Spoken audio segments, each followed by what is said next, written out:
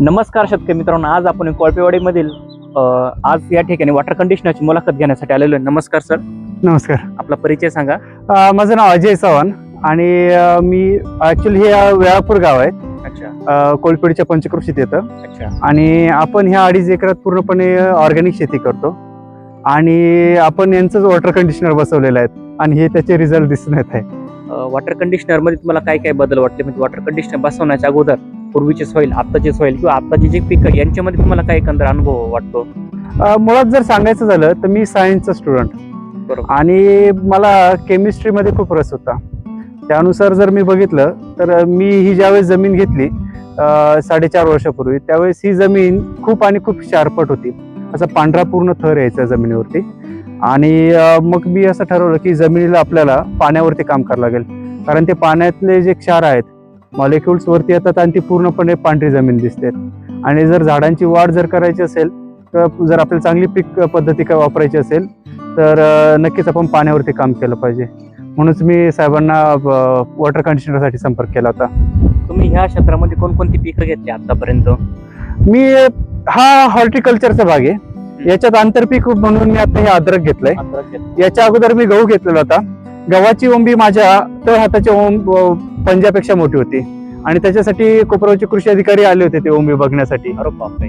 आणि ते घरचं वाण होतं आणि ते पूर्णपणे जीवामृतावरती आणि आपल्या पाण्यावरती वाढवलेलं होतं. अजून कोणते? शेवगा आहे, आंबा आहे, त्याचप्रमाणे मोहरी घेतली होती तुम्ही. त्याच्यानंतर तुमच्यात वेगवेगळे भरपूर पिकं पाहायला भेटतात. तिकडे सूर्यफूल आहे. नक्की.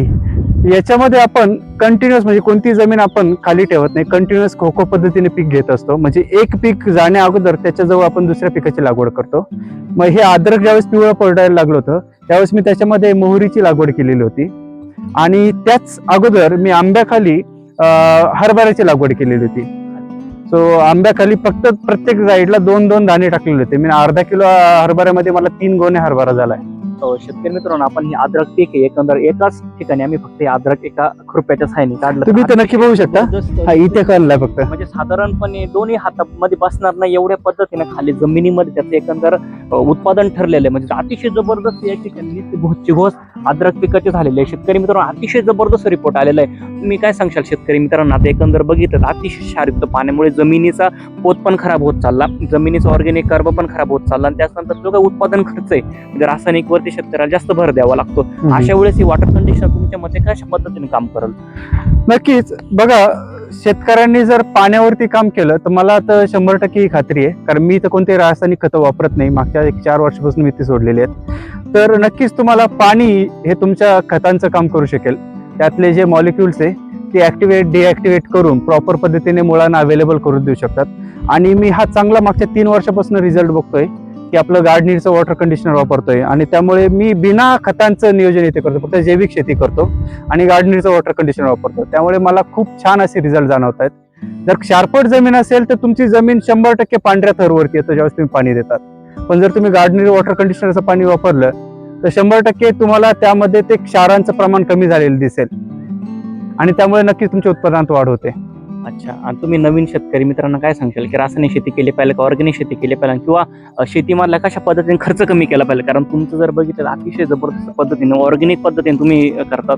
वेगवेगळ्या प्रकारचे ते स्लरीचे ड्रम ठेवलेले, वेगवेगळ्या प्रकारचे जे काही सेंद्रिय कर्ब वाढवण्यासाठी. कारण हा जमिनीचा सेंद्रिय कर्ब किती म्हटले आता? हा 1.6 आहेत. शेतकरी मित्रांनो, अख्ख्या तालुक्यामध्ये नाही जिल्ह्यामध्ये 1.6चा सेंद्रिय कर्ब म्हणजे ओसी म्हणतो, ज्याला आपण काही जमिनीमध्ये ऑर्गॅनिक कर्ब म्हणतो. कुठल्याही शेतकरी म्हणजे कुठल्याही शेतीमध्ये एवढं बघायला मिळत नाही. या ठिकाणी 1.6 शेतकरी मित्रांनो सेंद्रिय कर्ब आहे. म्हणजे अतिशय जमीन ही जिवंत आहे. मग तुम्ही हे कशा पद्धतीने डेव्हलप केलेलं? वॉटर कंडिशनरचं महत्त्वाचंच आहे, परंतु नाही का शेतकऱ्यांनी सेंद्रिय कर्ब कशा पद्धतीने वाढवलं पण या संदर्भामध्ये तुमचं 1 मिनिट आमच्या शेतकऱ्यांना तुम्ही मार्गदर्शन करावा.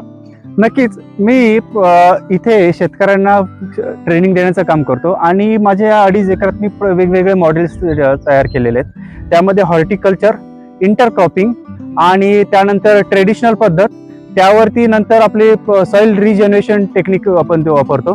त्याला आपण बेड पद्धतीने करणं आणि तिला विना नांगरणी जे तंत्रज्ञान आहे त्याचा वापर करतो.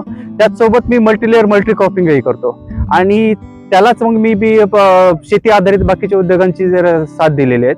त्यामुळे मी ही पूर्ण शेती जी आहे ती जैविक शेती, नॅचरल पद्धतीने शेती अशा पद्धतीनेच करतो. आणि मागे ज्यावेळेस 4-4.5 वर्षापूर्वी मी ही शेती घेतली त्यावेळेस तिचा ऑर्गॅनिक कार्बन होता 0.6%. ओके, जो की पावसाळ्याच्या दरम्यान मोजलेले आहेत. आणि आपल्याला माहिती आहे की पावसाळ्यात आणि उन्हाळ्यात ऑर्गॅनिक कार्बन मध्ये खूप सारा फरक पडतो आणि प्रत्येक 5-6 महिन्यानंतर जमिनीच्या ऑर्गॅनिक कार्बन मध्ये डिफरन्स जाणवतो. पण मी याच्यावरती कंटिन्युअसली या जमिनीवरती पूर्णपणे रासायनिक खते सोडून फक्त आणि फक्त ऑर्गॅनिक खतावरती काम करतोय.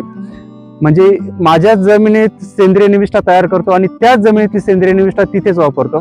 त्यामुळे वेगवेगळ्या जीवाणू स्लरी असतील, वेगवेगळे कल्चर्स असतील, हे तयार करतो, शेतकऱ्यांना डिस्ट्रीब्यूट करतो आणि तेच जमिनीत वापरतो.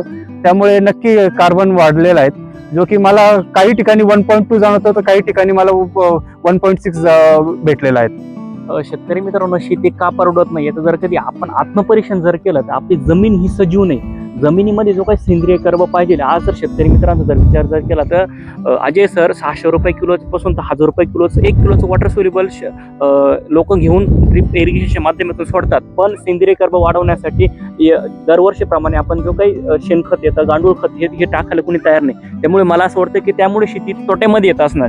कारण काय होतं की रासायनिकचे दिवसांदिवस भाव वाढत चालले आणि शेतकरी सेंद्रिय पद्धतीने करायला जात नाही. त्यामुळे शेतकरी मित्रांनो, जर आपल्याला येणाऱ्या काळामध्ये जर कमी खर्चामध्ये जर शेती करायची असेल तर आपल्याला जमीन सजीव ठेवावं लागणार. त्यासाठी आपल्या जमिनीमधला सेंद्रिय कर्ब असेल, जमिनीमध्ये असणारे जे काही मायक्रो बुरशी असतील किंवा जे काही कीटाणू असतील, त्याचप्रमाणे चांगल्या प्रमाणामध्ये जे काही बॅक्टेरिया असतील ह्या जिवंत करावं लागतील. त्यावेळेस आपल्याला खऱ्या अर्थाने उत्पादन आणि शाश्वत उत्पादन कमी खर्चामध्ये मिळणार आहे.